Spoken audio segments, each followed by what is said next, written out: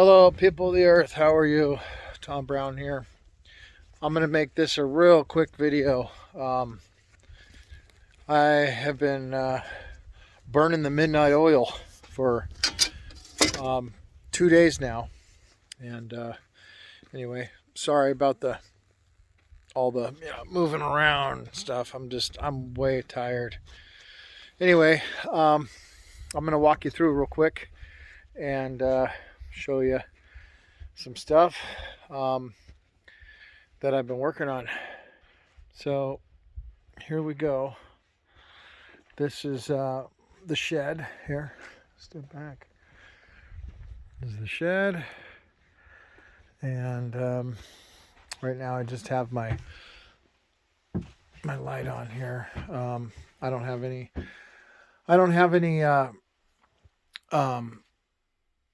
Lights or anything like that yet on in here, like regular ceiling lights, because it's all gonna go on over the exposed plywood, and I'm gonna bend pipe and put in metal boxes.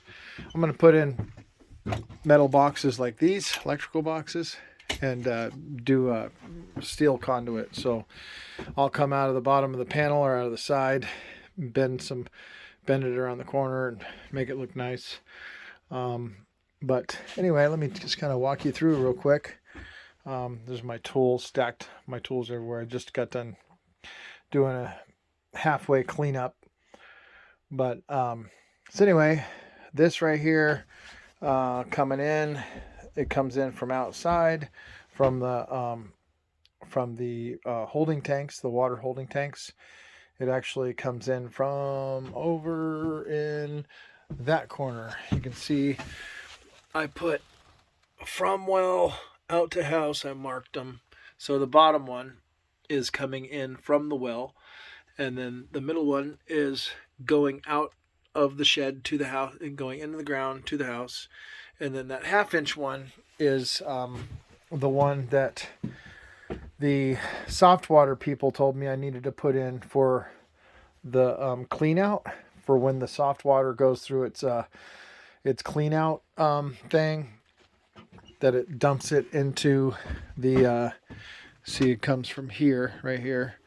It comes out of the valve, goes through this line that they put in, comes over, and here is this is where I had it stubbed up for them, not knowing which side it was going to come out of.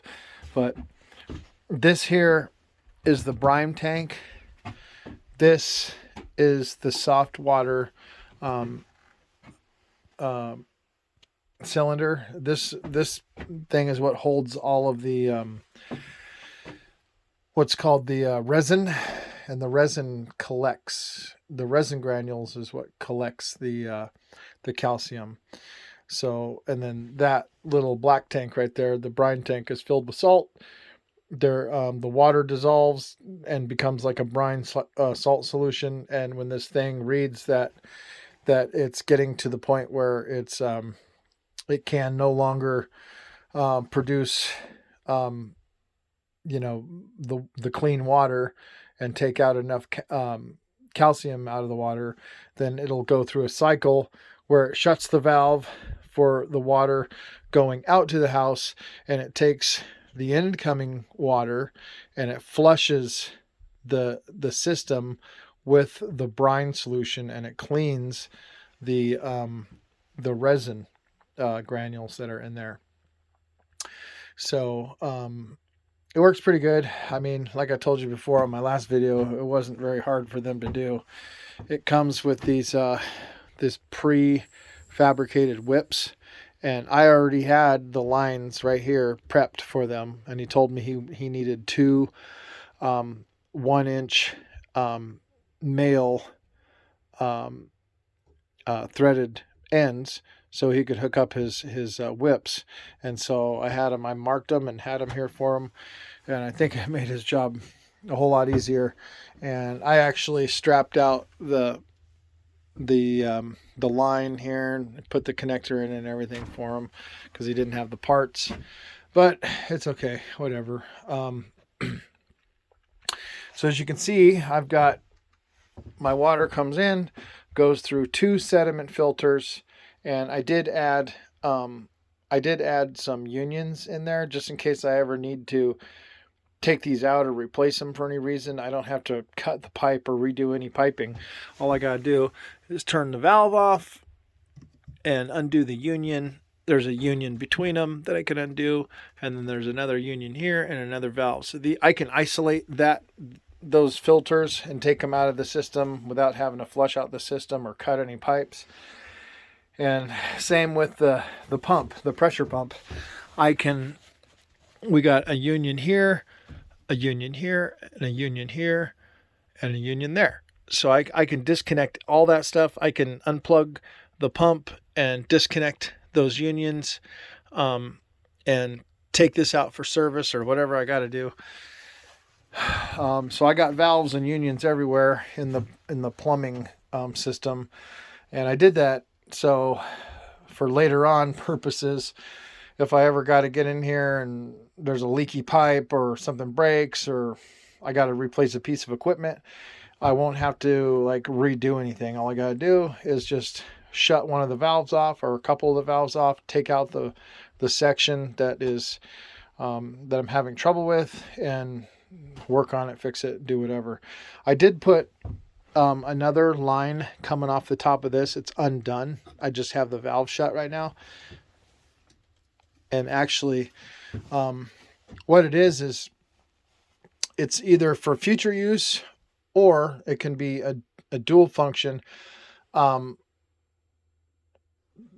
I have to have something that doesn't go into the plumbing system, that just has an open valve on it, because the tankless pressure pump has to maintain a prime, which means it has to be full of water. So there's no vacuum leak, or it doesn't get blocked by air in the lines. Because what will happen is if there's air and there's no water, it'll just pump and pump and pump, and they'll never push any water through. So you have to bleed the water through the pump motor, through the pump attached to the motor, so it'll have that suction when it comes on. So if I ever have to clean anything out or replace anything or disconnect it and put it back, there won't be any water in the line. And even if I open up the valves and stuff, it won't go through the pump, because the pump is what forces it, stops the water and forces the water to go. So I put this in. So in the case of needing to prime it, all I have to do is open a couple of these valves to get the water to flow out of this, because this cutoff pipe right here is much lower than these big tanks out here that hold the water. So the gravity will push it through the open valve. So that's pretty much finished water system.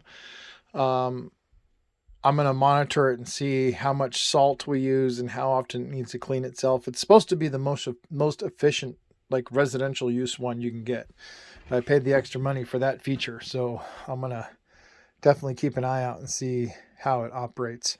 All this stuff right here that you're seeing, that's, I am an electrician, and this is not this is not the way it's going to be. I am going to put in metal boxes and pipe all this. This is just temporary until I get the rest of the shed insulated and the rest of the plywood on.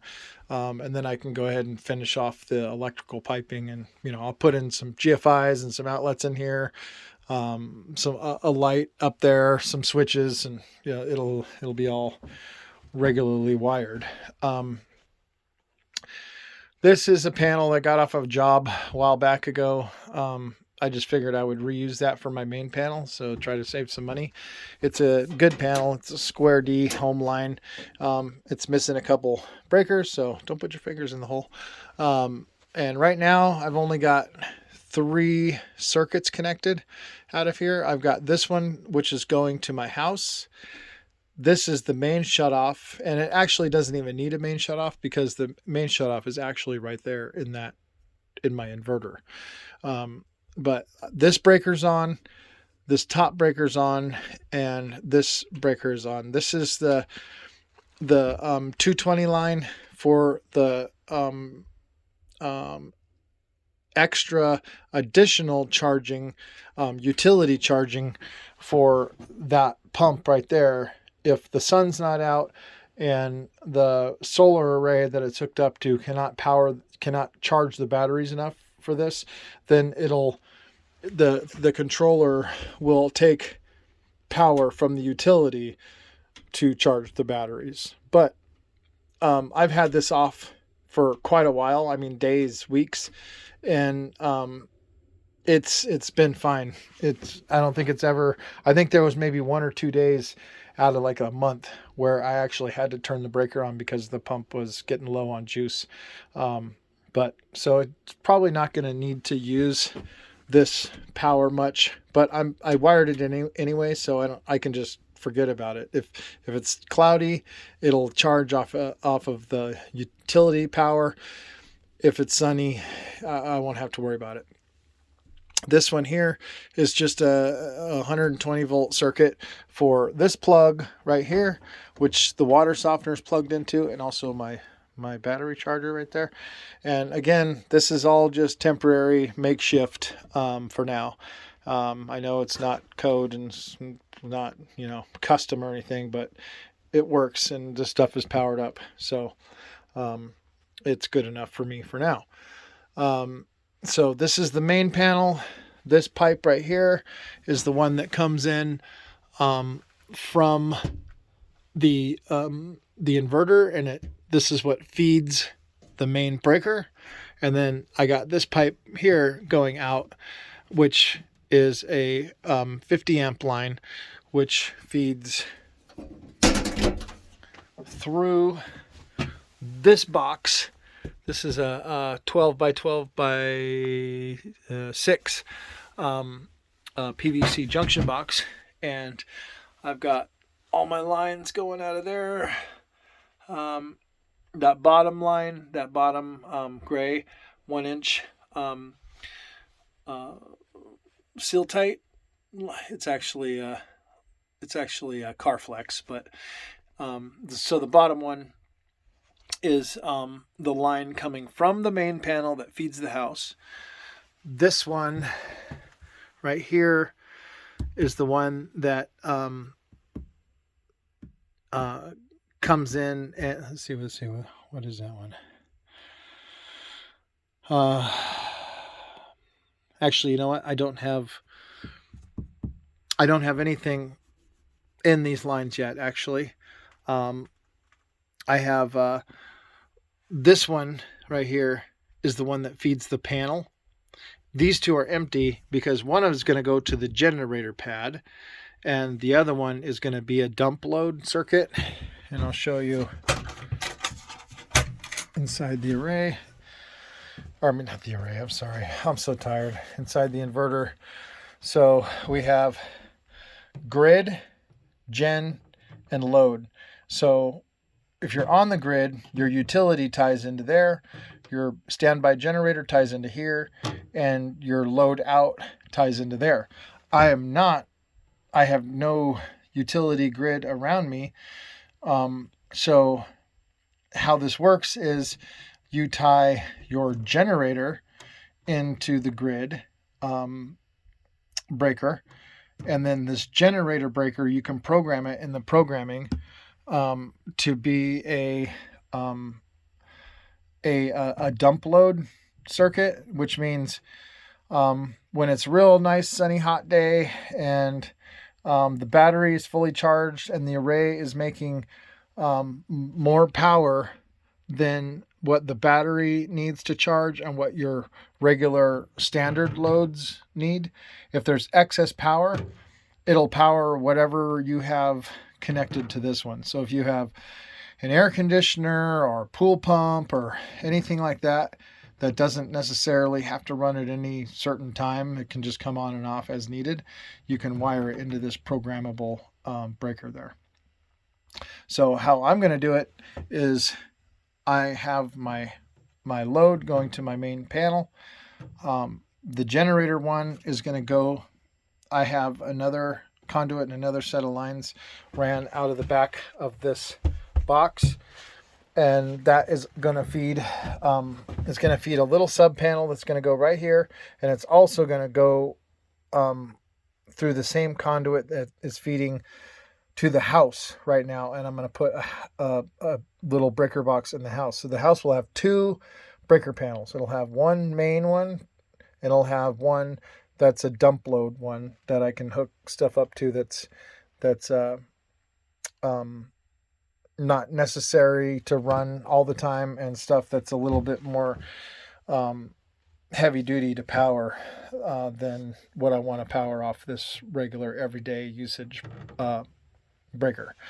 So it's a pretty sweet system. I have my array lines coming up into here, and there's going to be another panel, or excuse me, another J box just like this one coming, going to be mounted there. I just haven't done it yet because I have these wires running through from outside, and I have another couple conduits that I got to stub through the wall and get them into the box. And that will be my low voltage box. This one will be my high voltage box. And then I'll come out of the top of that one with some more car flex and come over and put another flex like this into this hole right here where it's going right now. So I know this is not all code or anything like that yet. But the work that I did do so far, that's finished, is all good. And it'll look all nice and be good when I'm done. I've just been so busy trying to get everything online and up and running before I have to leave again that I just have been doing the minimum. And matter of fact, speaking of leaving, I am as soon as I'm done with this video, I gotta pack my bag because I'm leaving probably at like 2 o'clock in the morning this morning. So I'm gonna try to get to bed a little earlier. But I'm gonna show you this here, this display. I don't know if you can see that, but it has the arrows, meaning right now the power is coming from the battery going to my load. All day long, though, it was coming from the array and feeding the battery and the load both. So whatever direction the arrows are going is the way that the power is flowing. So right now, the power is flowing from the battery to my load. When it's sunny out, the power comes in this way from the array and feeds both the battery and the load, charges the battery and powers the load. So it's a pretty sweet system, pretty sweet setup. I'm really happy so far with Sol-Ark. When I was setting this thing up, I just had a couple questions that I couldn't find in the manual. So I sorry, hold on here 1 second. I close this. So I gave them a buzz, called them up, and didn't take them long to answer the phone, and they got right to me and knew what I was saying. And so here's my battery display. That thing's pretty sweet too. It tells you what the percentage of the battery is. It says 94.3. It's kicking out 53 volts. And it's also kicking out 12.6 amps right now. So I mean, this thing is, I'm really, really happy with it so far. For the little bit of stuff that we've been running and that we have to run, I'm sure there'll be coming a time when we've got to turn on the generator to charge the battery. But it was pretty dang cloudy today. I mean, there was a few sun breaks here and there, but I mean, the array, even with it being cloudy, it powered up everything it needed to, and the battery was 100% charged most of the day. So, I mean, that's pretty good in my eyes. Performs a lot better than I was hoping. So it's coming along. You know, I'm getting stuff pieced together little by little by little. I'm only one person. I can only do so much. Last night I was up till the butt crack of dawn because I forgot parts at Home Depot. So I had to make 2 trips yesterday to Home Depot, and the only way to make up time is to work more hours. And I had the gas people coming out today to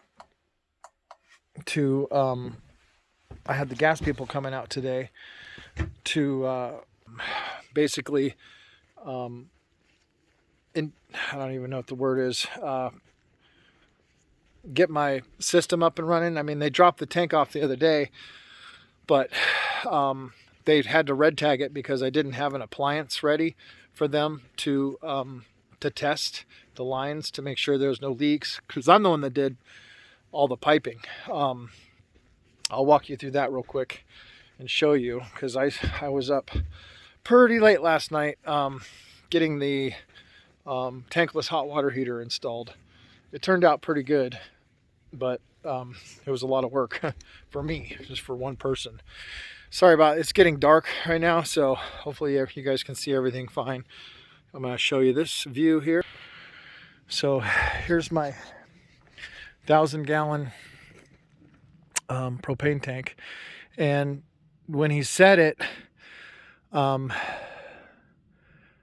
know, if you can tell, I pretty much stubbed my piping up right in the center of the pad, because that's what he told me to do. but when he dropped it off, he said, "Oh, this tank just happens to be one of the ones that has the valve offset to one side." So when he set the tank down with his boom truck, he set the tank off to one side. He asked me, he's like, "Well, do you want me to center it and then I can like put a flex whip in or something or whatever?" And I was like, "No, just, you know, if you want to just set it right where the pipe is, that's fine with me." And then I noticed when he was all done, it still had a flex whip on it. So I was like, dang it, I should have just told him to center the dang thing on the pad. But I don't really care. I mean, it doesn't really bother me. It just you know, it just doesn't look quite right, but it's fine. I don't really care. But then, yeah, because I thought he was going to do hard pipe. See, I got all this hard pipe.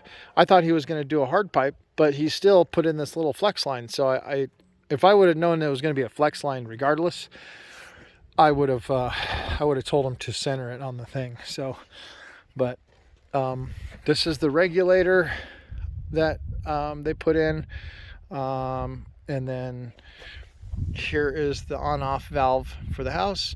This is the on-off valve for the generator. And there's no generator yet, so it's going to stay in the off position.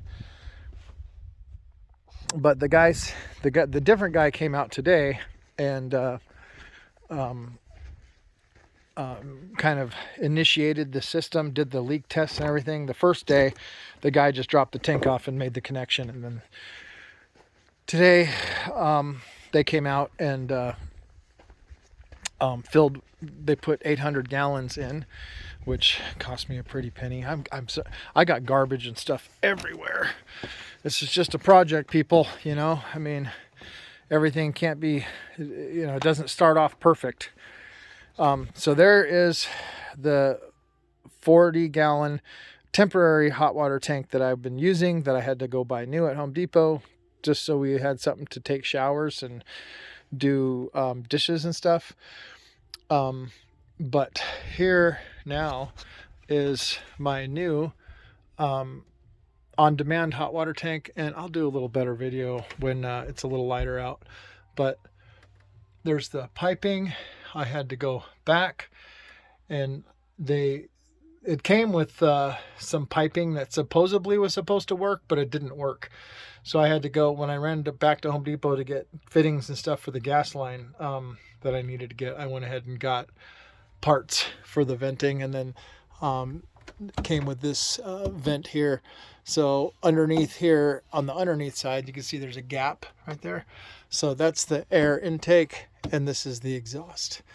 And let's see if you can see that. Anyway, like I said, I'll take some a